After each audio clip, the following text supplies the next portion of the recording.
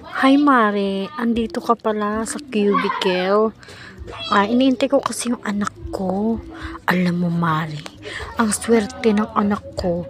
Akalain mo, siya pa ang nakakuha ng gold medal sa school. Hi Mare, ikaw pala, okay lang ako. Kamusta na din? Alam mo Mare, yung anak ko din, ubo din ng swerte. Nakakuha din siya ng ginto. Ang swerte naman.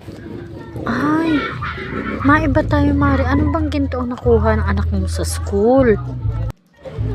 Naku Mare, huwag mo nang ipag-ingay. Solid na ginto ang nakuha ng anak ko sa school. Baka nahulog daw ng isang magulang. 24K pa nga.